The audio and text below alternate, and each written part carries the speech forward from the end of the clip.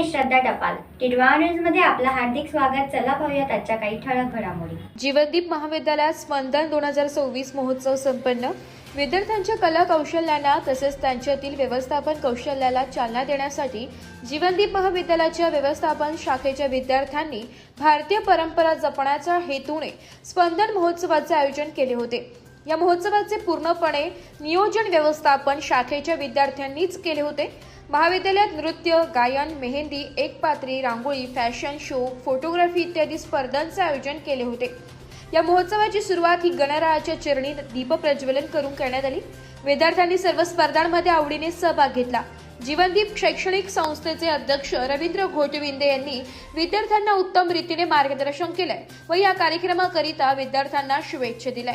सदर कार्यक्रमाप्रसंगी डॉक्टर प्राचार्य शिवाजी वाघमारे, मुंबई विद्यापीठ लोककला अकादमी यांनी लोककलेचा नजराणा सर्वांसमोर सादर केलाय. यामध्ये माझी मैना गावाकडे राहिली, संत जनाबाईंचे प्रबोधनपरकी, भारूड इत्यादी गोष्टी त्यांनी सादरीकरण केलाय व विद्यार्थ्यांना उत्तम रीतीने मार्गदर्शन केलंय.